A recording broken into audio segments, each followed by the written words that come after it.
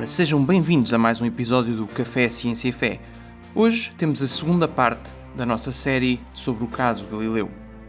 Enquanto, na primeira parte, estivemos a ver a contextualização científica do ponto de vista da Antiguidade Clássica e que era tida à data deste caso, neste episódio vamos ver o contexto científico mais recente que se tinha na altura, nomeadamente o tópico do heliocentrismo que começou a aparecer por volta desta época.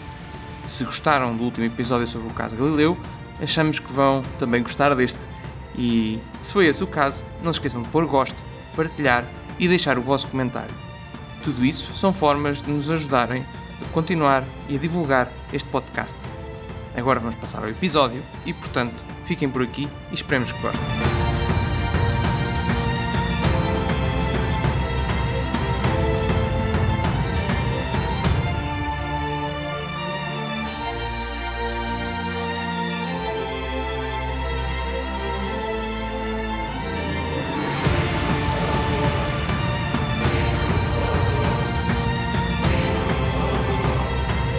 Sejam bem-vindos de volta ao Café Ciência e Fé. Continuamos hoje a nossa saga do caso Galileu. Hoje vamos falar dos cientistas mais contemporâneos do Galileu e que levaram ao contexto mais específico em que ele se encontrou. Eu sou o Gonçalo Andrade e hoje estou aqui com o Bernardo Mota. Olá, Bernardo.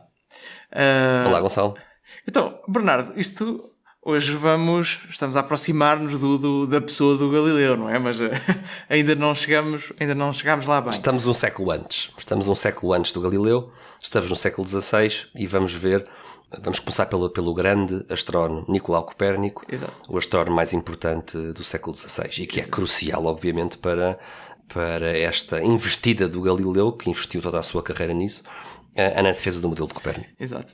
Na primeira parte deste episódio, se não viram, recomendamos que vejam, falámos do contexto científico que se tinha nesta época, em especial o contexto grego da física de Aristóteles e do Ptolomeu, que existiam e que eram globalmente aceitos pela comunidade científica nesta altura, portanto, na altura em que estes acontecimentos se iniciam.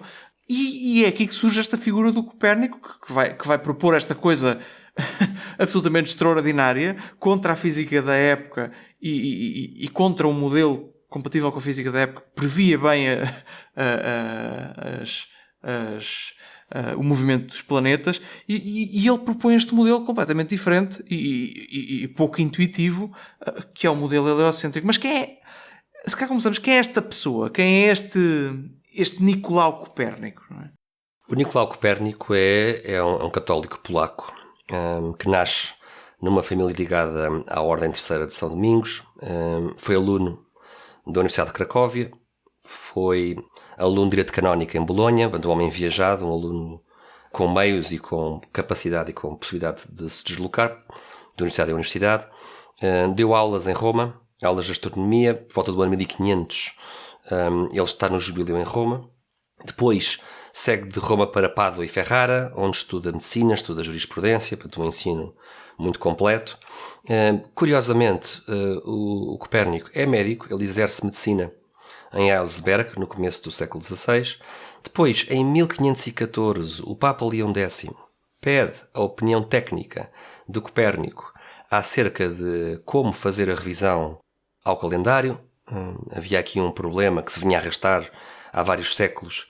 O calendário juliano, que se utilizava desde o ano 45 a.C., é um calendário que tinha acumulado erros ao longo dos séculos e o Papa Leão X quer corrigir esse erro. Convém nós termos a noção da importância que isto é mesmo para os nossos dias, porque esta reforma do calendário foi muito significativa e foi genial. E é o que ainda utilizamos e o Copérnico hoje, ainda hoje utilizamos isso, não é? Pelo menos o calendário resultante, o resultado final, não é? Sim. O Copérnico contribuiu para isso, mas o resultado final... No fundo, a reforma do calendário permite que o erro acumulado ao longo dos anos seja muito, muito inferior ao erro que se acumulava com o calendário juliano. E a regra de salto de anos bissextos, por exemplo, nós devemos tudo isto a esta reforma do calendário. E o Copérnico está no epicentro destas discussões, tem um papel muito importante nesta reforma. Portanto, é um astrónomo muito conceituado e muito viajado. Claro que o Copérnico é sobretudo conhecido pela sua obra mais importante, De Revolutionibus Orbium Celestium. E só agora, antes de entrarmos aí, não deixa de me espantar como é que ele faz isso e antes disso exerceu medicina. E jurisprudência. Portanto, era um tipo que... Muito completo. Muito completo, bastante rodado. Direito canónico. Hoje em dia seria, não digo impensável, porque pode haver pessoas que rodem estas áreas todas, mas é algo que é completamente fora do comum. Mas, desculpa a interrupção, Bernardo. Mas isto é muito apropriado. Para vermos a genialidade da pessoa, não é? Sim. Isto não é o Copérnico não é uma pessoa qualquer. Não é o tipo que aprende muito bem uma coisa e só sabe fazer aquilo. É uma pessoa bastante versátil. Ele não é, pronto, ele era polaco, mas diria que é um bocadinho o canivete suíço das áreas de saber. É verdadeiramente incrível. E ele, na verdade, estando convicto de que o modelo de Ptolomeu não era verdadeiro e procurando um modelo mais real, ou mais adequado com a realidade, o Copérnico escreve uma obra muito técnica, muito densa matematicamente, na qual ele propõe salvar os fenómenos, não é? Portanto, representar o movimento dos astros, colocando o Sol no centro e colocando os planetas em torno do Sol. E essa é a obra das Revoluções dos Orbes Celestes, que é editada em 1543 pela primeira vez. Uma obra que, como nós vimos no episódio passado, é dedicada ao Papa Paulo III, uma obra que é o fruto de vários anos de trabalho, é fruto também do pedido insistente de duas figuras importantes da Igreja Católica, do Cardeal Schomberg e do Bispo Tiedemann Giese, que insistentemente pedem que o Copérnico escreva, coloque em livro o seu modelo, e o Copérnico assim o fará. Reza a história de que ele já no leito de morte, já doente, teria tido ainda a felicidade de ter nas suas mãos um exemplar do seu livro, mas no fundo é uma obra que só é publicada mesmo no fim da vida do Copérnico, e é a obra da sua vida.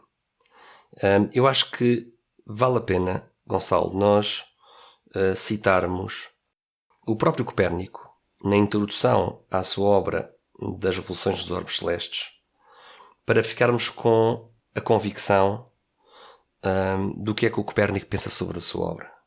Ele não acha que a sua obra é apenas um instrumento matemático útil. Ele está mesmo convencido de que está a fazer astronomia de uma forma realista, de que ele está a descrever como as coisas são.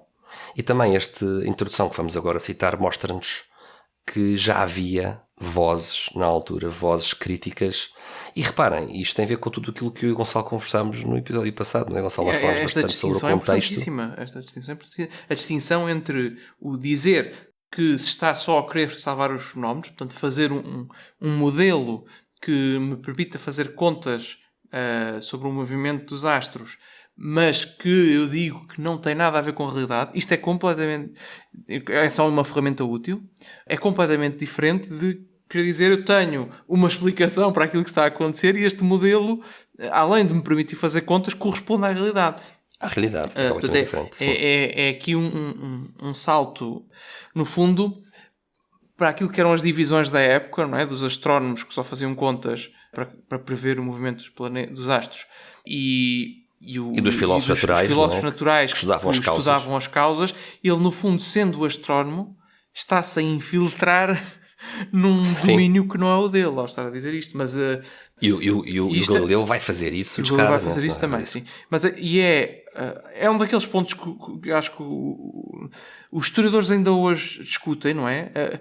Como é que, no contexto que nós referimos no episódio passado, como é que esta ideia surge ao Copérnico? A ideia de que o Sol está no centro e que isso não só é útil para calcular, como corresponde à realidade. Porque não se entende como é que esta ideia lhe surge. É um mistério hoje em dia ainda, porque a intuição física mais óbvia não vai nessa direção. Então, o facto de ele achar que isto é verdade revela uma intuição física absolutamente genial, que não... E física, e eu até adicionaria, para além de física, também teológica, como vamos ver daqui a pouco. Há também uma inspiração teológica ou estética do próprio Copérnico para preferir colocar o Sol no centro. Mas é realmente notável, não é? Como vimos, este homem, tal como Galileu, estão completamente fora daquilo que é o consenso da sua época. É absolutamente brilhantes, tanto um como o outro. Então, mas o que é que estávamos a referir? Falar sobre o prefácio. O prefácio do Copérnico. O Copérnico começa então a sua obra por criticar os seus adversários, o que significa que havia adversários, não é? Ele tinha adversários e deviam ser muitos, não é? Porque na altura todos eram ptolomaicos, não é? Praticamente todos os sábios que estavam em sistemas eram ptolomaicos. E diz ele, talvez alguns balbuciadores que se dizem juízes em astronomia, sendo todavia completamente ignorantes sobre o tema e distorcendo gravemente alguma passagem da Escritura para os seus fins, se atreverão a encontrar falhas na minha obra e a censurá-la. Interessante aqui o parênteses de que alguém já estava a usar as Escrituras para criticar o Copérnico no século XVI, o que é interessante. Exato. Eu ignoro-os, diz o Copérnico, eu ignoro-os ao ponto de desprezar o seu criticismo como infundado. Pois é sabido que Lactâncio, um ilustre escritor, mas dificilmente um astrónomo, portanto Lactâncio é um dos pais da Igreja, fala de forma bastante infantil acerca da forma da Terra, quando goza com os que declaram que a Terra tem a forma de um globo. No fundo, é interessante porque eu até agora a única figura que eu ouvi falar que defendia a Terra plana é este Lactâncio, porque o Copérnico assim o diz, não é? Que é interessante. Portanto, o Lactâncio, pelos vistos, da Igreja, não é? Exatamente, gozava com os que diziam que a Terra era um globo. Assim, os estudiosos não devem ficar surpreendidos se alguma dessas pessoas me ridicularizar. A astronomia é escrita para astrónomos. Esta frase é historicamente muito citada, não é? Como quem diz, se querem criticar-me na minha obra de astronomia, então sejam astrónomos para fazerem criticar. Estudassem, não é? Exato. Para poderem criticar... No fundo, o que ele está a dizer é isto, não é? Se querem criticar aquilo que eu estou a dizer, estudem aquilo que... estudem o trabalho. Sim, estudem como deve ser. E depois critiquem, mas com conhecimento do que estão a dizer. Não é? E há aqui, Gonçalo, há aqui uma pergunta que nós temos que fazer, que se impõe, que é, do ponto de vista de precisão, o modelo de Copérnico foi um avanço? Bom, em relação à precisão com que prevê o movimento dos planetas, em termos de valor absoluto, não tenho a certeza, mas o que se pode dizer, e isso é certo, é que da mesma maneira que o modelo do Ptolomeu tinha problemas por considerar que as órbitas eram esféricas e que eram todas em torno da Terra, também o modelo do Copérnico tem problemas por assumir que eu disse esféricas, eu queria dizer circulares. Órbitas esféricas seria...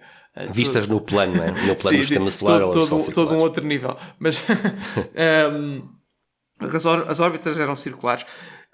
O modelo do Copérnico tem o mesmo problema, ou seja, remove um problema que é a parte de pôr o Sol no centro, que é mais correto, mas o facto de assumir que as órbitas são circulares e que o Sol está no centro também não bate exatamente certo com o que é a realidade.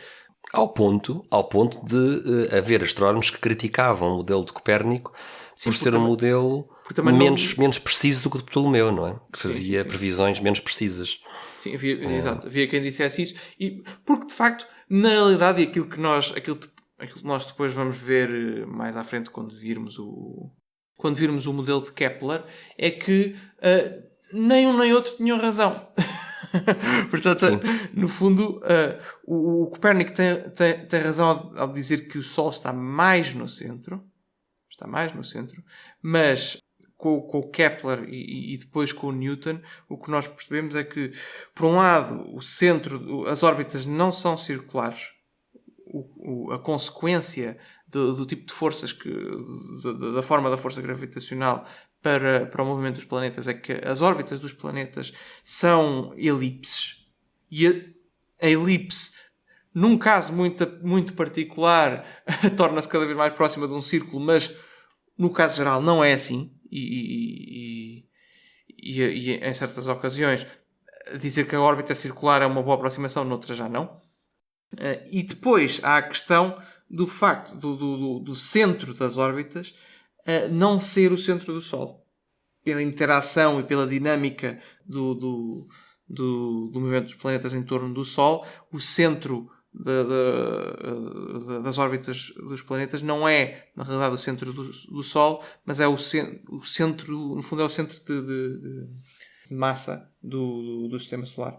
E no fundo, qual é a consequência deste insistir em órbitas circulares? É que o Copérnico, para alcançar o mesmo grau de salvar os fenómenos alcançado pelo velhinho almageste de Ptolomeu, teve que introduzir mais graus de liberdade, teve que introduzir os chamados epiciclos, não é, que atormentavam já o modelo de Ptolomeu.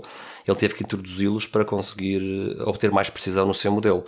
Por isso, imaginem agora, alguém da época criticava o Copérnico não só por colocar o Sol no centro, mas porque na verdade o seu modelo também tinha uma série de soluções ad hoc para tentar salvar os fenómenos. E que era completamente compreensível. Então, na perspectiva de um cientista da época, ele dizia: então, mas chega aqui este tipo, vem dizer uma coisa que é contra aquilo que toda a gente acreditou desde há 2000 anos até cá, praticamente. E não se ganha nada com isso. Propõe um modelo que é contra, que não bate certo com a nossa visão, com a física que nós temos, e que, além disso, para prever as coisas como deve ser, tem também que introduzir estes epiciclos, que era uma coisa que nós já tínhamos no outro modelo, que ao menos batia certo com a física que nós tínhamos. Portanto, é completamente compreensível a crítica que lhe fazem, apesar de no final, e nós podemos dizer isto agora a posteriori, não é? Quando já temos muito mais dados, sabermos que ele no final que ele estava mais próximo da realidade do que os seus críticos, mas é compreensível a crítica que lhe faziam. E mais à frente, no livro do Copérnico, encontramos uma das razões que o Copérnico invoca para defender o seu modelo. Para além de muitas razões, naturalmente, de base matemática ou científica, ele vai buscar uma razão estética e teológica. E ele tem esta passagem muito interessante, em que ele diz: no verdadeiro meio de tudo reside o Sol, pois neste belíssimo templo, quem colocaria esta lâmpada em melhor lugar do que aquele de onde tudo pode iluminar de igual modo? Portanto, no fundo, como quem diz, Deus só poderia colocar esta lâmpada no centro para iluminar a criação. Um argumento estético e também teológico. Sim. E eu não sei se contribuiu para a intuição dele de que o Sol estaria no centro o facto de ser muito maior do que os outros planetas, não é? Sim, não sim, sei pelo menos se, sim. Não sei também. se isso contribuiu para a intuição dele, mas é uma possibilidade. Eu penso que sim. Eu penso que tens razão. Mas, na verdade, logo após a publicação deste livro de Copérnico, o livro vai circular, vai ser comentado, mas pouco lido, como acontece nos grandes livros da astronomia, porque é uma obra muito técnica, não é? Mas, curiosamente, muitas pessoas que tinham contacto com este livro ou que ouviam falar dele, tinham a ideia de que o Copérnico, com este livro, estava a fazer apenas um instrumento de salvar os fenómenos. Tinham a ideia errada de que o Copérnico não era realista acerca deste modelo heliocêntrico. E para isso contribuiu muito uma circunstância peculiar, uma circunstância histórica, e que foi a seguinte: quando está no prelo o livro do Copérnico, estamos em 1543, um teólogo luterano de seu nome Osiander esteve envolvido no processo de publicação. E este Osiander vai introduzir um prefácio que ele ainda por cima não assina, o que, como ele não coloca o nome dele, ainda contribui para o facto de que os leitores achavam que estas eram palavras do próprio Copérnico. Parece que foi ele, não é? Parece que foi o próprio Copérnico, mas não foi o Osiander. E então o que é que o Osiander coloca? Coloca esta página no prelo, mesmo antes da introdução que lemos há pouco. E então diz o prefácio deste luterano, Andreas Osiander: ao leitor acerca das hipóteses desta obra. Ele depois diz algumas coisas e depois vou ler aqui só um trecho. É dever do astrónomo compor a história dos movimentos celestiais através de cuidadoso e experiente estudo. Então, ele deve conceber as causas destes movimentos ou hipóteses acerca deles. Dado que não pode, de forma alguma, chegar às verdadeiras causas, cá está, não é? A ideia de que o astrónomo nunca chega às verdadeiras causas, não é? Irá adotar quaisquer suposições que permitam que os movimentos sejam calculados corretamente a partir dos princípios da geometria, quer para o futuro, quer para o passado. O presente autor executou estes deveres de forma excelente, pois estas hipóteses não têm que ser verdadeiras ou mesmo prováveis. Pelo contrário, se elas fornecerem um cálculo consistente com as observações, isso será suficiente. Por isso, uma interpretação completamente instrumentalista do livro do Copérnico, que o Copérnico não teria certamente gostado disto. Ele não achou graça nenhuma a isto, não é? Se realmente ele chegou a ler, e consta que sim, no leito de morte, o seu livro impresso, não terá achado muita piada. Bom, há até algumas lendas que dizem que ele morreu de desgosto com esse prefácio. Penso que isso já é um pouco ficção. Mas é interessante notar que não só o Copérnico, mas também, não só o Copérnico acreditava, não é, na realidade do seu modelo, mas também os seus alunos. Um dos importantes alunos de Copérnico, o Georg Joachim Rheticus, após a morte do Copérnico, e que o Rheticus ofereceu exemplares do De Revolutionium a várias pessoas, o Rheticus parece que quando oferecia um exemplar a alguém, riscava o prefácio do Osiander. Nós pelo menos temos um exemplo que chegou até aos nossos dias, não é? Que está alguns numa biblioteca, e que chegou aos nossos dias uma cópia do livro do Copérnico, que foi oferecida pelo Rheticus a um tal de Georg Donner, e o Rheticus riscou com um X a página do prefácio do Osiander. Portanto, o aluno do Copérnico, muito irritado com este prefácio, a tentar transformar o livro numa obra puramente instrumentalista. Exato. E a seguir ao Copérnico, qual é o astrónomo que se segue? Vamos dar passos na direção do Galileu. Aqui temos um dos tipos, um dos experimentalistas mais brilhantes da astronomia, não é? E é uma pessoa que acaba por ser estranho como é que ele não é mencionado mais vezes no caso do Galileu. E já iremos perceber porquê, não é? Portanto, aqui estamos a falar do astrónomo dinamarquês, o Tycho Brahe. E o Tycho Brahe, para termos noção da dimensão deste senhor, ele era um astrónomo dinamarquês, e o trabalho dele e os observatórios que ele geria tinham proporcionalmente um orçamento para a coroa dinamarquesa que era equivalente àquilo que é o orçamento da NASA para os Estados Unidos. Portanto, imaginem... Em percentagem, não é? Em percentagem, ou seja, se compararem... Não é em valor absoluto, sim, claro. Obviamente. Não é? Se compararmos a percentagem da riqueza produzida na Dinamarca... Acessível à coroa, não é? Acessível à coroa dinamarquesa, com a riqueza produzida nos Estados Unidos, em termos de percentagem, portanto, o orçamento que o Tycho Brahe tinha era equivalente ao da NASA. Obviamente, muito mais baixo, não é? Porque a coroa dinamarquesa tinha menos posses do que os Estados Unidos hoje em dia. Mas pronto.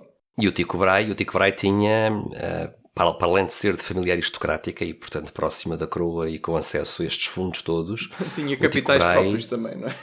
Tinha capitais próprios também, certamente. E o Tycho Brahe tinha uma característica muito interessante, que era a de promover a circulação de alunos. Ou seja, eram os alunos interessados em observação astronómica, os melhores alunos, o Tycho Brahe conseguia capturá-los no bom sentido, obviamente, não é? E trazê-los para a sua órbita e para os seus observatórios e para os seus centros de estudos, o que gerou uma interessante circulação de alunos no espaço europeu. E estamos aqui em meados do século XVI. Sim, e estando aqui a olhar para as nossas notas, acho que há aqui outro tópico que é preciso dizer acerca do Tycho Brahe, que é a grandiosidade do seu bigode. Porque... É verdade. Ele tinha um bigode. Procura imagens. Ele tinha um bigode astronómico. Exato. Ele tinha um bigode astronómico, de facto. De facto, é de respeito. Portanto, mete muito respeito. Portanto, temos observação astronómica e temos uma capilaridade do bigode também bastante respeituosa. Portanto, mas pronto, agora fora de brincadeiras, uma das coisas interessantes que ele tinha, portanto, ele era um observador brilhante, é que ele fez tudo isto sem telescópio. Não é? Portanto, ele compilou as tabelas astronómicas mais precisas da altura, não é? Tudo sem telescópio, e é extraordinário como é que ele conseguiu fazer isto. E eu agora, a propósito do que tu disseste, Gonçalo, já não me recordo qual é o historiador que explicou isto. Eu acho que é o biógrafo do Tycho Brahe, eu não me recordo agora do nome dele, mas é um dos principais biógrafos de Tycho Brahe. Comenta que o contributo do Tycho Brahe para a história das tábuas astronómicas, para a história das tabelas astronómicas, foi proporcionalmente, ou seja, o conjunto de dados que ele adicionou desde o tempo da Antiguidade Clássica foi enorme. Ou seja, o Tycho Brahe foi um salto, diríamos hoje um salto quântico, né? Foi um salto incrível de detalhe e de dados comparado com a Antiguidade. E foi um trabalho de uma vida inteira, ele e os seus assistentes, de observação dos céus e de compilação de tabelas astronómicas. Uhum. E nós não fazemos sequer ideia do que é fazer este trabalho à mão sem a ajuda de computadores como, Caramba, sim, como nós temos hoje em dia. É absolutamente laborioso. Laborioso. E há aqui um detalhe que acontece no começo da sua carreira. Sim, não será bem no começo, mas é quase no começo. É um detalhe que intrigou muito a comunidade científica nesta segunda metade do século XVI, e que foi o aparecimento de uma supernova na constelação de Cassiopeia. E ao ponto de que o Tycho Brahe vai escrever uma obra sobre esta nova estrela em 1573. Sobre a nova estrela, é o título desta obra. Isto é muito interessante porque recordem-se do que eu e o Gonçalo falámos no episódio anterior, que num contexto aristotélico, nos céus não há mudança. Nada se gera, nada se corrompe. Os céus são imutáveis. Na altura até se achava que os cometas estariam abaixo da Lua precisamente por isso, não é? Porque tal e qual que os porque cometas acima da Lua nada atmosféricos. podia mudar na visão aristotélica. E portanto estas observações e esta supernova em Cassiopeia começam a abrir rachas no sistema aristotélico, na física aristotélica, pouco e pouco. Exato. Que ainda era muito forte, mas que pronto, foram mais argumentos que no fundo foram construindo o caso contra a física a física de Aristóteles e o modelo de Ptolomeu. E a propósito do que tu dizias, Gonçalo, do orçamento que o Tycho Brahe tinha a sorte de poder gerir, ele vai construir 2 observatórios na ilha de Revene, que hoje em dia fica na Suécia. 2 observatórios, portanto, na mesma ilha, no mesmo local, o observatório de Uraniborg e o observatório de Stjerneborg. E estes observatórios, que se forem à internet e se procurarem imagens ou gravuras destes observatórios, ficam com uma ideia. Conseguem pelo menos calcular lindíssimos e o dinheirão que não terá sido gasto para os construir. E um deles, do Stjerneborg, era subterrâneo.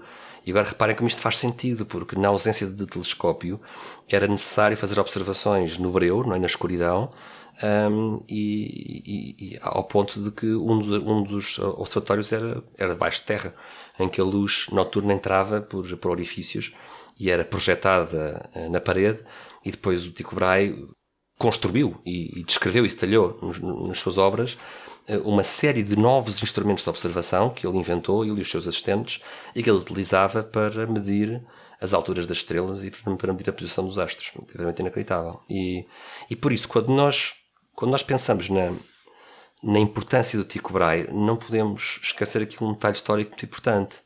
É que o Johannes Kepler, o grande astrónomo que vai propor, como tu dizias, Gonçalo, as órbitas elípticas, foi aluno do Tycho Brahe. O Kepler é o principal aluno do Tycho Brahe, e é quem vai, depois da morte do Tycho Brahe, que é em 1601, vai continuar a publicar o fruto de anos e anos de trabalho com o Tycho Brahe, como seu principal aluno. E lá está, mais uma vez, estes grandes génios não caem do céu, não é? Têm sempre um passado, uma história e uma tradição de trabalho científico à qual pertencem. E neste caso, Kepler, a sua carreira formou-se à sombra de Tycho Brahe. E há aqui um detalhe interessante aqui, terminando aqui esta parte do Tycho Brahe, que é relevante para esta questão que temos estado a falar da física de Aristóteles, que dizia que previa que a Terra estaria no centro, e dos modelos astronómicos que depois se constroem para tentar bater certo com isto. É que o Tycho Brahe também tinha o seu próprio modelo, não é? E o Tycho Brahe faz uma coisa interessante. O Tycho Brahe propõe um modelo astronómico em que a Terra está no centro do universo e depois a Lua e o Sol andam numa órbita circular em torno da Terra, e depois todos os outros planetas andam numa órbita circular, mas em vez de ser em torno da Terra, é em torno do Sol. E este modelo, reparem que a única coisa, a diferença que ele tem para o modelo de Copérnico é que é do ponto de vista da Terra em vez de ser do ponto de vista do Sol. É a diferença fundamental. Mas para a física da época tem importância, porque preserva a visão de que a Terra, como é composta principalmente pelo elemento Terra, teria que ficar concentrada no centro do universo. Portanto, o modelo dele acaba por fazer a ponte entre estas duas visões. Reconhece que, de facto, as coisas batem mais certo se os planetas andarem à volta do Sol, ou pelo menos parece fazer mais sentido, não é? Mas a Terra teria que estar naquela visão no centro do universo. E é interessante como é que não se também assim se compreende a importância do Tycho Brahe, como vamos ver, para a vida científica no tempo do Galileu, porque o Tycho Brahe vai ter um modelo avançado, diríamos nós hoje em dia, não é?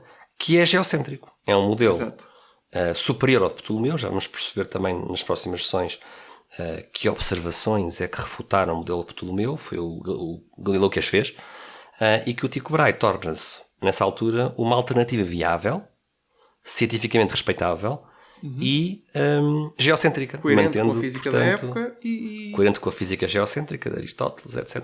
Portanto, o modelo de Tycho Brahe tem uma importância histórica, apesar de ser limitada no tempo, tem uma importância histórica significativa neste século XVII. É claro, nós olhamos para isto e o modelo não é elegante, não é? e isto é um fator que tem muito mais peso do que nós às vezes pensamos na ciência e na matemática e na física. É a questão dos modelos que nós temos de serem elegantes. Já falámos disso noutro episódio, não é? Sobre a beleza que nós esperamos que as coisas tenham. Mas, pronto, este modelo, uma pessoa sente que é um bocado artificial, não é? Coloca a Terra no centro, coloca a Lua à volta da Terra. Na verdade era, não é? E na verdade era um modelo muito artificial. É uma coisa artificial, mas pronto, mas que é importante por isto, não é? Por bater certo com a física da época e com as observações. Apesar de ter na mesma o problema das órbitas serem circulares, e vai ser depois este aluno do Tycho Brahe, o Johannes Kepler, que vai dar aqui o salto final na descrição dos fenómenos, pelo menos em relação ao movimento dos planetas no sistema solar. Depois também é interessante, só brevemente, dar aqui algumas notas biográficas sobre o Kepler. O Kepler vem para Praga com o Tycho Brahe. A certa altura o Tycho Brahe zanga-se com o monarca dinamarquês, e o Tycho Brahe sai do seu país natal e vem para Praga, que na altura era a capital do Sacro Império Romano Germânico, e é aqui que ele e o seu assistente Kepler vão trabalhar no final de vida do Tycho Brahe, e o Kepler continuará em Praga e até chegará a ser consultor astronómico do próprio imperador. Portanto, o Kepler muito ligado também ao poder imperial na sua carreira científica, sem, no entanto, deixar de ser protestante. Portanto, o Kepler sempre mantendo-se luterano. É interessante detalhar a importância da obra do Kepler para o tema das supernovas, porque em 1604 aparece uma supernova na Via Láctea, e o Kepler não vai deixar de registar esse acontecimento e vai publicar em 1609 uma obra muito importante, que é a obra-prima do Kepler, que é a Astronomia Nova, a sua Astronomia Nova. E é este livro que contém as famosas leis de Kepler sobre o movimento planetário que tu referias, Gonçalo, em que os planetas se movem em órbitas elípticas com o Sol num dos focos da elipse. Tem várias leis, não interessa muito ir ao detalhe, mas no fundo movem-se em órbitas elípticas com o Sol num dos focos, e a linha que une o Sol ao planeta varre áreas iguais em iguais intervalos de tempo. E no fundo, com estas leis, o Kepler conseguiu fazer um modelo do sistema solar que é o que bate certo com a experiência, e que no fundo é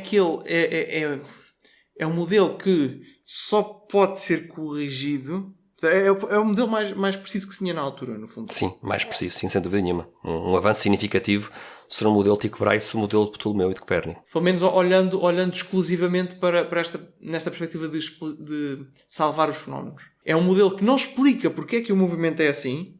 Ora bem, mas precisamos de Newton. Mas de facto o movimento é assim. Com um nível de aproximação muito grande. É claro, depois o facto de isto ser assim vai ser explicado pelo grande cientista inglês, Isaac Newton, cujas leis vão permitir, as leis do movimento e da gravitação vão permitir deduzir as leis de Kepler de forma consistente com essa teoria, e até permitem, depois houve mais evoluções nisto, não é? Permitem calcular a interferência que os planetas têm nos outros, depois há pequenas perturbações, permite calcular isso, e depois mais tarde, com Einstein, depois houve outras correções, mas em geral, este salto de órbitas circulares para órbitas elípticas com o Sol num dos focos da elipse foi um salto gigante em termos das previsões do movimento dos planetas. E no entanto, Gonçalo, como tu próprio dizias no outro episódio, no entanto, feito completamente contra o consenso. O Kepler, no seu heliocentrismo, tal como o Copérnico, eram pessoas com opiniões extremas face contra a física à opinião da generalizada. época. Contra a física da época, exatamente. Para explicar porque é que as coisas são como o Kepler previu, é necessário a física de Newton. Foi necessário... Que ainda não existia. Sim, que ainda não se tinha na altura. Mas aqui o Kepler, a diferença é significativa, porque ao contrário do Copérnico e do Tycho Brahe, que tinham o problema das órbitas serem circulares e, portanto, ainda havia ali alguns problemas, com o modelo de Kepler as coisas batem de forma muito mais precisa com as observações. E, portanto, sem necessidade de fazer epiciclos e de fazer coisas estranhas. Sim. No fundo, ficamos com um modelo elegante que bate certo com as observações de forma mais precisa do que os modelos anteriores, que, no entanto, não tem uma física que o explique ainda. E esse ponto é que é o ponto central, e é preciso nós termos a noção disto. Uma coisa é uma descrição cinemática dos astros, não é? O salvar os fenómenos. Nós temos insistido sempre nisto, porque senão quem não entende a diferença que há entre um modelo astronómico salvar os fenómenos, e temos aqui o Kepler como um exemplo exímio de um modelo que salva muito bem os fenómenos, não é? A diferença disso com uma explicação física e com o facto de que a física na época era aristotélica, não havia ainda a física de Newton, não é? Não vai entender nada do caso Galileu, não vai entender nada, porque esta é uma distinção crucial do que diz respeito ao conteúdo histórico, não é? Do caso Galileu. É uma distinção crucial. Uma coisa é a física, que na altura era aristotélica, outra coisa é um modelo de Copérnico melhorado pelo Kepler, são modelos heliocêntricos que são fisicamente absurdos à luz da física da época. Esse ponto, Gonçalo, como tu disseste, é muito importante. Sim, para nós termos aqui o contexto. E repara que, apesar deles serem contemporâneos, não se fala destes modelos, portanto, do Tycho Brahe e do Kepler, não se fala deles nas discussões principais do caso Galileu, o que é estranho, não é? É estranho, e nós depois vamos perceber porque é que isso assim é, mas realmente é estranho. Ou seja, o próprio Galileu... No fundo, o modelo do Galileu não era o melhor. Não era o melhor. Não, sim. Portanto, O próprio Galileu com ele. tem um silêncio acerca do modelo de Tycho Brahe, do modelo de Kepler, um silêncio muito interessante. Sim, contemporâneo dele tem o modelo de Tycho Brahe que bate certo com a física e que é muito parecido com o modelo do Galileu, exceto que tem a Terra por ter a Terra no centro, não é? E tem o modelo do Kepler que bate muito mais certo com a experiência. E não se fala nisso. Não é? Não. Se fala E nisso. o Parece que a Galileu discussão... correspondia-se com o Kepler. O Galileu trocava cartas com o Kepler. Parece que a muito discussão respeituosas. é entre o Galileu e entre o modelo de Copérnico e o modelo... de Ptolomeu. Parece que só estes dois, não é? Parece que só estes dois. Parece que só estes dois. Okay, E é interessante porque a obra que vai colocar o Galileu em apuros, o famoso diálogo sobre os dois máximos sistemas do mundo, reparem como a obra é intitulada, não é? Os dois máximos sistemas do mundo, o sistema de Copérnico e o sistema de Ptolomeu. Ou seja, nem o sistema de Tycho Brahe nem o sistema de Kepler são considerados máximos sistemas do mundo. É muito interessante. Sim, olhando para eles, são os dois melhores. São os dois melhores do que os outros dois em discussão. Eram os modelos mais avançados no tempo de Galileu. Exato. E eu acho que é interessante. Tu fizeste uma provocação, Gonçalo, no último episódio aqui aos nossos ouvintes, a dizer que nós todos, não é? Se viéssemos nessa época, discordaríamos do Galileu, não é? Seríamos todos geocentristas. Essa provocação bate certo com o que dizem os historiadores.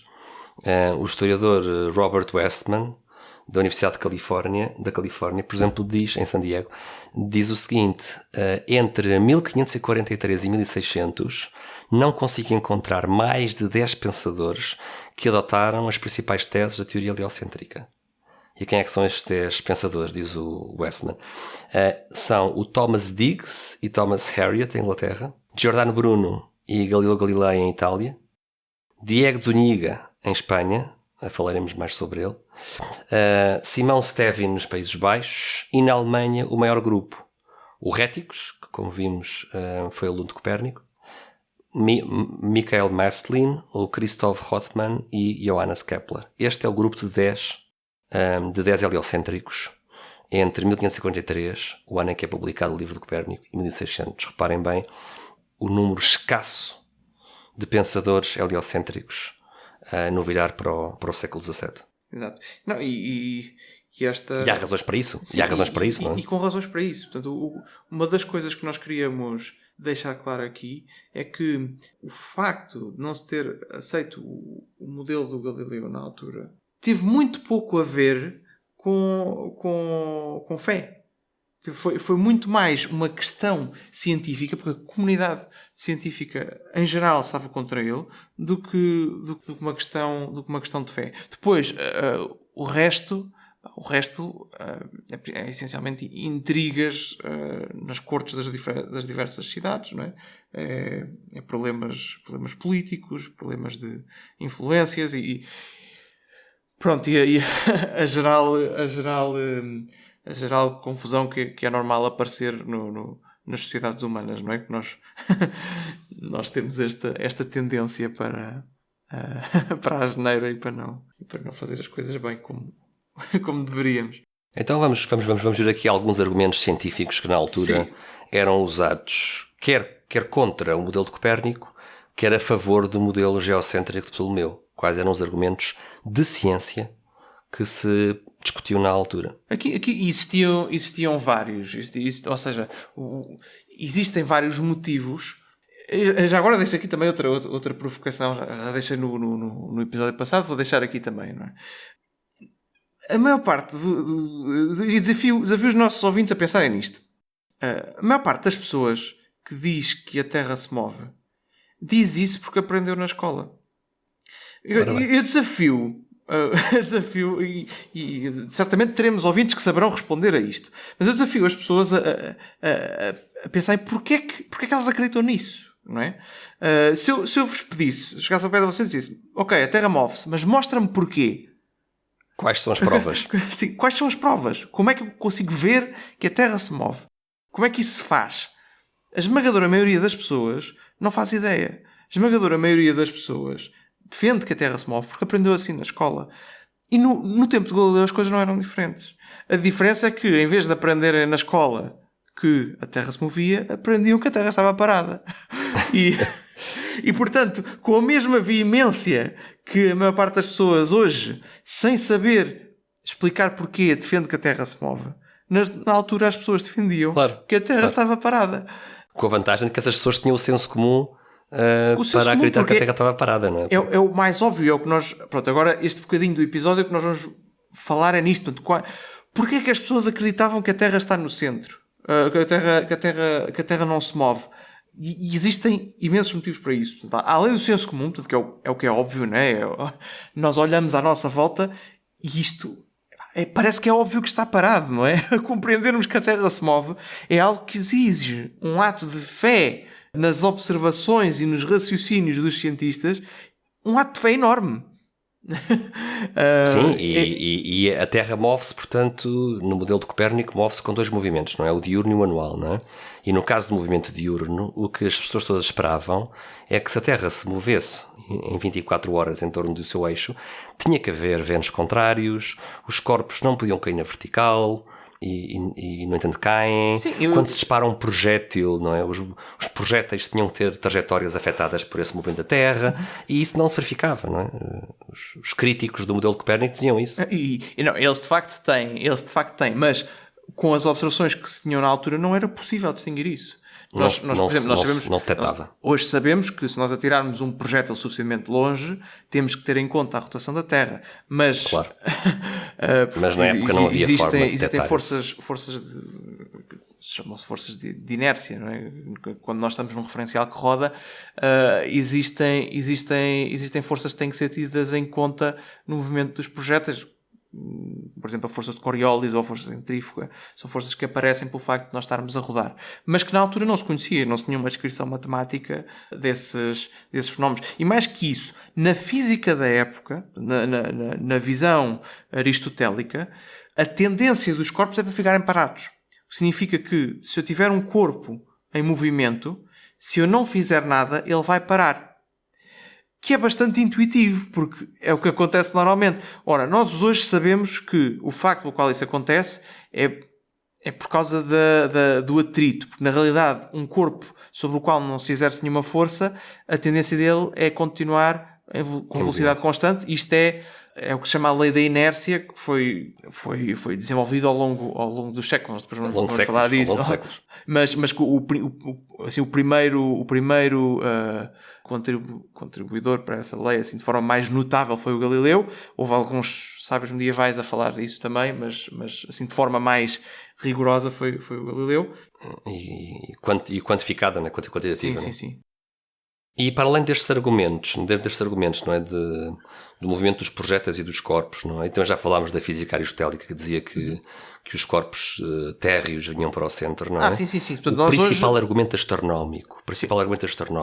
Temos que falar um pouco na questão da paralaxe, não é? Assim, já lá ia a seguir. Portanto, eu ia dizer que nós hoje em dia sabemos que o que para os corpos é a força de atrito, mas na altura as pessoas não sabiam isso. Na altura o que se pensava era, se a Terra está a mover e eu largo um objeto, a tendência dele é parar e, portanto, não vai cair na vertical. E, no entanto, nós quando largamos objetos vemos que eles caem na vertical. Eles caem na vertical. Sim. Exatamente. Portanto, é claro que nós hoje sabemos explicar porque tem a ver com este conceito de inércia, mas que na altura não havia. Não estava suficientemente desenvolvido. E mesmo depois de o Galileu o ter desenvolvido, isto não é algo que num estalar de dedos, de forma instantânea, toda a gente aceita, não é? Portanto, estas coisas demoram um certo tempo até séculos a instalarem-se. Até serem enraizadas, até se instalarem. Mas estavas a dizer, e bem, Bernardo, que a questão do paralaxe estelar é outra coisa. Portanto, o paralaxe, não sei se toda a gente sabe o que é que este termo quer dizer, mas para terem noção do que é o paralaxe, há uma experiência muito simples que podem fazer. Se estiverem em casa ou na rua e olharem para um objeto distante, coloquem o vosso dedo indicador em frente ao vosso nariz, uma distância relativamente próxima. Depois fechem um olho e olhem para o fundo, e depois troquem de olho e olhem outra vez. A posição do dedo parece que mudou. E isto é aquilo que se chama o paralaxe. Portanto, o que acontece? Quando nós temos um objeto que estamos a ver esse objeto em relação a um fundo distante, se nós mudamos a posição do observador, que no caso deste exemplo prático que eu vos dei é simplesmente mudar a posição do olho, mudar o olho que estamos a utilizar, nós vemos o objeto mais próximo numa posição diferente em relação a este fundo. Qual era o argumento da época?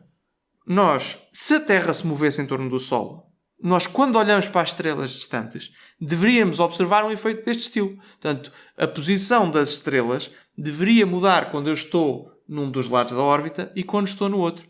Ora, nós não observamos... Do verão para o inverno, do outono para a primavera. Sim, quando a Terra está em pontos opostos. Portanto, nós não observamos nada disso e, portanto, a Terra não se pode mover. Ora, hoje em dia... Na altura não se observava, não? Hoje em dia temos instrumentos que... Nós na posição do observador dos da contemporâneos. Época. Dos contemporâneos. Ora, nós do hoje sabemos que esse paralaxe existe e mede-se, e é uma das maneiras de estimar a distância a que nós estamos das estrelas mais próximas. Funciona para as estrelas mais próximas.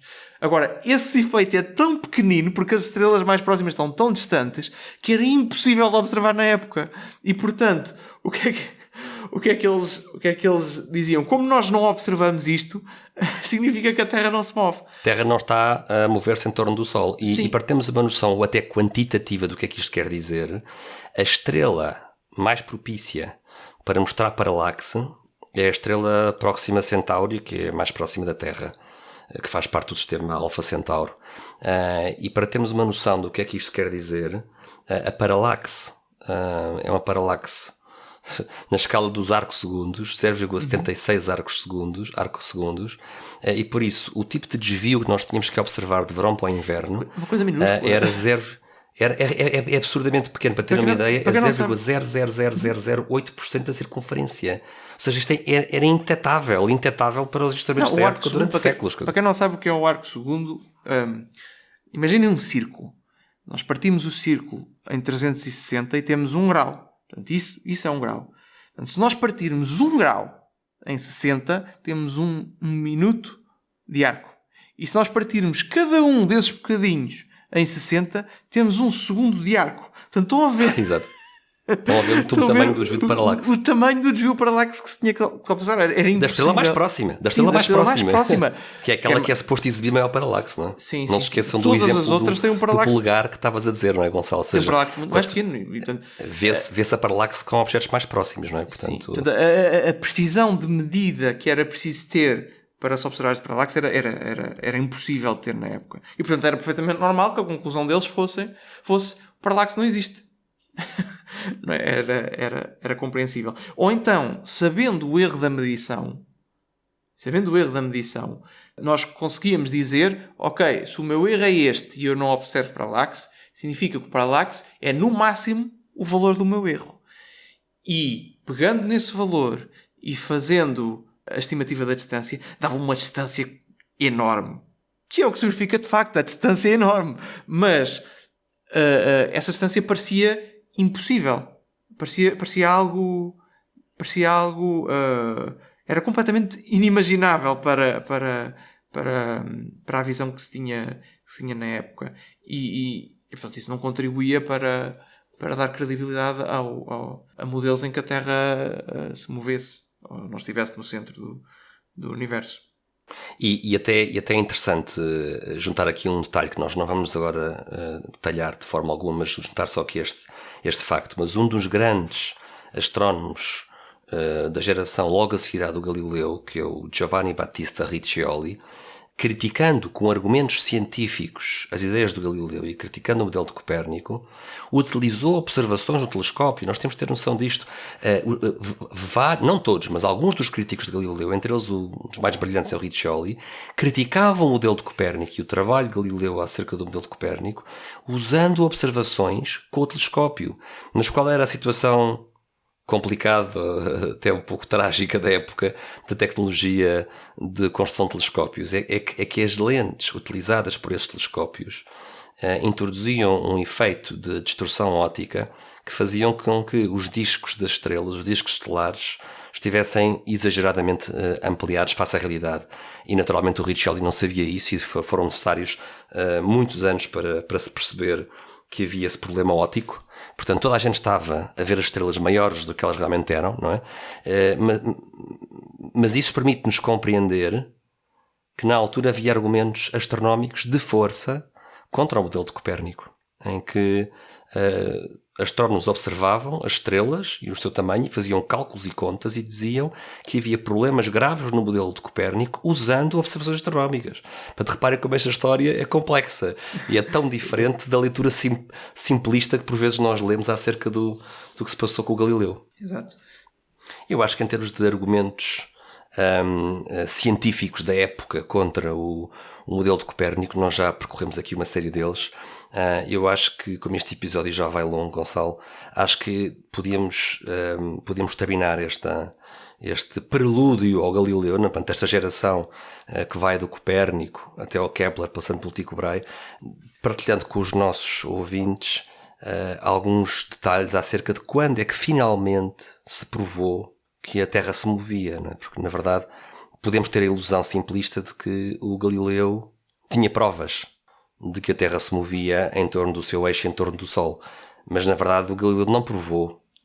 Ele propôs alguns argumentos, não é? Veremos isso em próximos episódios, mas o Galileu não provou o movimento da Terra e, por isso, acho que é capaz de ser interessante partilhar quando é que isto se provou, não é? Quando é que... Sim, isto foi, ou seja, o Galileu propôs este modelo com base no modelo de Copérnico, não é? Que nós já vimos que ia contra a física da época e que não batia assim tão mais certo com as observações para se dar para o colocar à frente, não é?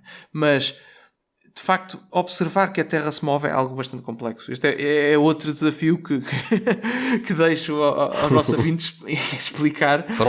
Foram séculos de ciência para chegar lá. Sim.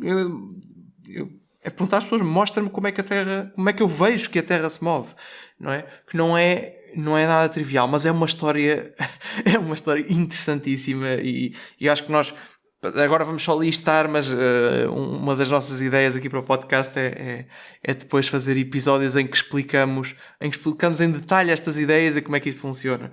Portanto, no fundo, o Galileu propõe este modelo com a Terra no centro, mas ele ainda não bate muito certo com a experiência. Depois o Kepler vai fazer este modelo alternativo, como vimos, que tem também o Sol no centro e que bate muito mais certo com a experiência, mas não mostra que a Terra se move, não é? No fundo é um modelo, podíamos dizer que com o modelo do Kepler nós assumimos que o Sol está no centro, mas nós não vemos que o Sol está no centro. Não temos uma observação, o modelo bate certo. Depois a gravitação universal do Newton vai explicar este modelo do Kepler, vai explicar porque é que ele é assim e vai prever que o Sol está no centro e que a Terra se move. Mas não é uma observação de que isso acontece. Isto vai ainda demorar uns bons anos, não é? E depois, mas o que temos, no fundo, com a física do Newton é uma teoria da física que funciona com os objetos que nós estamos a ver e que explica o movimento dos corpos astronómicos, e com essa física é muito difícil dizer que a Terra não se move. É muito difícil. Não se observou diretamente, mas é um sistema coerente que explica as observações e que está a ter resultados incríveis e que vai ter resultados incríveis durante séculos e que faz parte de um caso cumulativo muito forte para a Terra se mover, mas pronto, apesar de ser uma consequência desse modelo, não prova que a Terra se move. Portanto, a prova de que a Terra se move vem muito mais tarde. Portanto, temos aqui vários cientistas. Portanto, no século XVIII vamos ter o estudo da aberração estelar e da notação astronómica por parte do James Bradley. Vamos ter aqui o fenómeno do desvio para o Oriente de corpos em queda, estudado pelo Guglielmi já no final do século XVIII. Guglielmini, Guglielmini, estava a pronunciar mal. Já no final do século XVIII. No início do século XIX vamos finalmente observar a paralaxe estelar pelo Calandrelli. É um nome assim, pronto. Calandrelli. E a observação de que a Terra roda sobre si própria só surge em meados do século XIX com uma experiência experiências do pêndulo de Foucault. O pêndulo de Foucault é uma coisa muito engraçada. No fundo é um pêndulo que nós colocamos a oscilar e à medida que pronto, e o pêndulo fica a oscilar durante muito tempo, e durante o movimento da oscilação do pêndulo a Terra roda por baixo. No fundo, imaginem que nós estamos no Polo Norte e temos um pêndulo a andar para a frente e para trás. Se deixarmos esse pêndulo, se ele estiver fixo num ponto imóvel face à Terra, num ponto que não lhe faça força para ele rodar, a Terra vai rodar por baixo do pêndulo, e no fundo o que nós vamos observar, nós que estamos na Terra que roda, é que o pêndulo vai mudar a sua posição, e se no início estava a oscilar numa direção, o plano em que o pêndulo está a oscilar, desse movimento pendular é que roda, não é? Vai rodar ao longo do dia. E depois, dependendo da latitude em que nós estamos, este efeito é mais ou menos intenso, e portanto ele vai rodar mais ou menos durante o dia. Eu tenho aqui até os detalhes, Gonçalo, estive aqui a pesquisar para partilhar aqui os detalhes. Sim, mas isto é algo... Sim, mas isto é algo que só surge em meados do século XIX. E portanto nós estamos a ver 1851. aqui... Sim, 1851. Estamos a ver aqui a diferença de 200, 300 anos entre o caso Galileu, portanto, a vida do Galileu, e ele dizer que a Terra se movia, até de facto se mostrar experimentalmente que a Terra se movia. Portanto, foi um caso que foi sendo construído ao longo do tempo, mas para ter a observação experimental demorou ainda bastante tempo. E pronto, queríamos terminar com... E há aqui uns números interessantes, também estive aqui a pesquisar para me recordar aqui dos números, que o Foucault fez a sua exposição dos seus resultados no artigo científico em 1851. O próprio do pêndulo, chamado pêndulo de Foucault, ainda hoje em dia se pode ver e observar e ver a funcionar no Panteão em Paris. E agora estava aqui a ver os tempos disto, é interessante. Portanto, o período do pêndulo são 16 segundos. E o efeito que a Terra tem acerca em fazer girar o plano de movimento pendular faz com que esse plano pendular dê a volta inteira em 31 horas. É interessante. Sim, lá está. Portanto, isto no fundo, depende da latitude. Ora bem, depende da latitude, exatamente. Isto aqui passou-se em Paris, ou passa-se em Paris, e nessa latitude são 31 horas. E no fundo é neste artigo científico importante que o Foucault vai explicar matematicamente porque é que isto é o efeito do movimento da Terra sobre o seu eixo. Portanto, reparem, 1851, pêndulo de Foucault. Sim, e se quiserem ver uma coisa depois do Galileu. O exemplo mais próximo que eu conheço é o do Departamento de Física da Universidade de Coimbra. Quem entra no departamento, não sei se ainda lá está, mas na altura em que eu lá ia, à entrada do Departamento de Física da Universidade de Coimbra, tínhamos um pêndulo de Foucault. E portanto, quem tiver a oportunidade de lá ir, eu imagino que ainda lá esteja. Não sei se o tiraram, mas quando eu lá ia, eles tinham lá. Não estava em funcionamento na altura, mas pronto, mas estava lá. Pronto. E no fundo nós terminamos com estes passos que levaram à prova de que a Terra se movia. Terminamos esta segunda parte da nossa saga sobre o Galileu.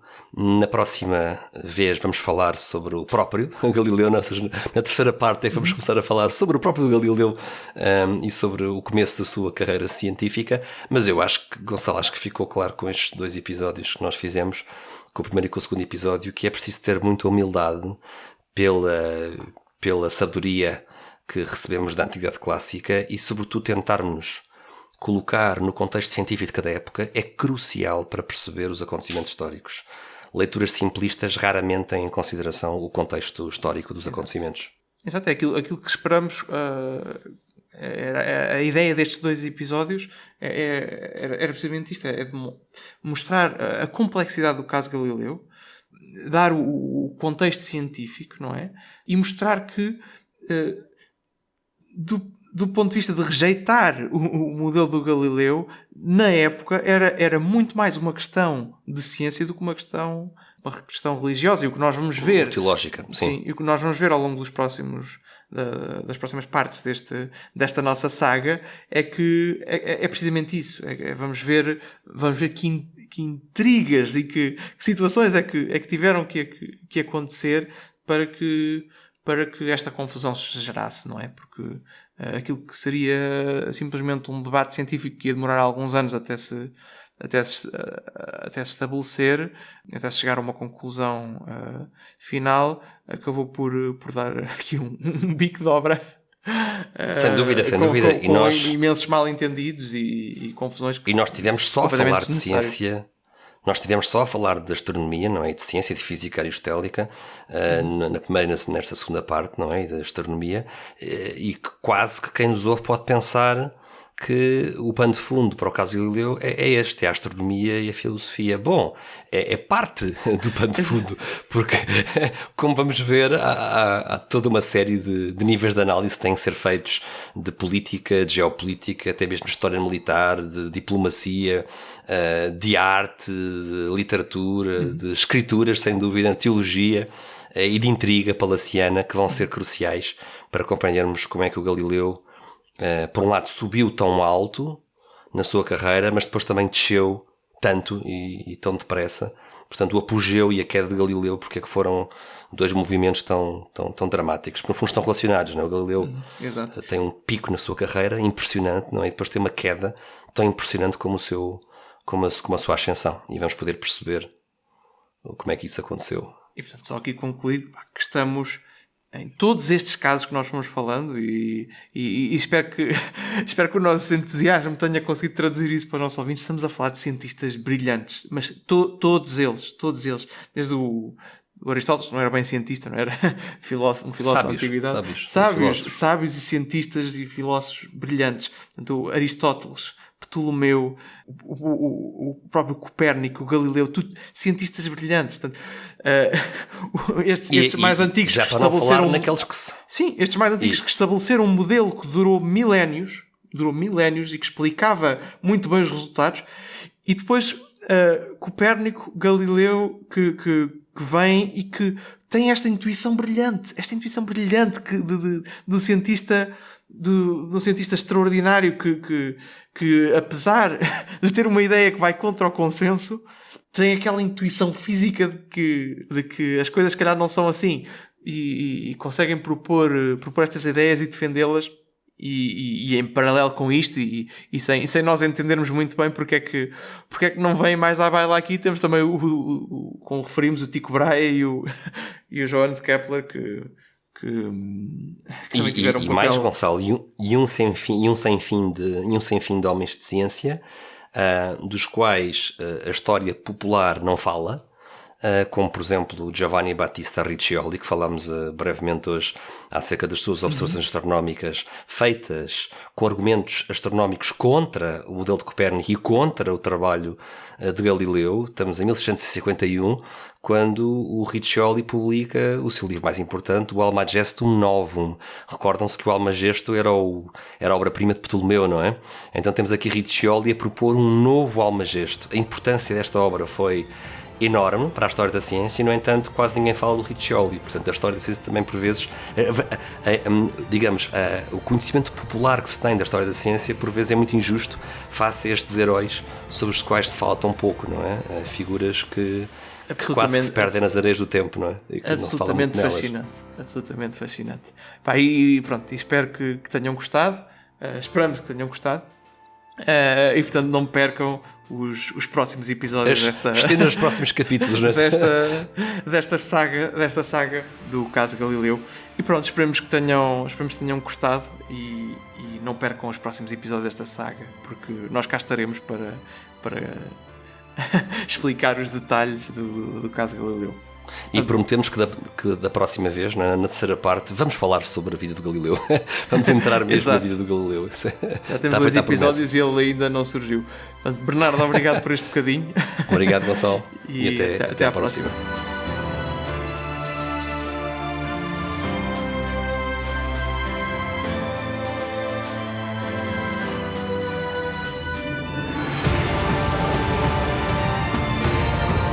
Foi mais um episódio sobre o caso Galileu. Esperemos que tenham gostado desta segunda parte, em que vimos o contexto científico mais próximo do caso Galileu.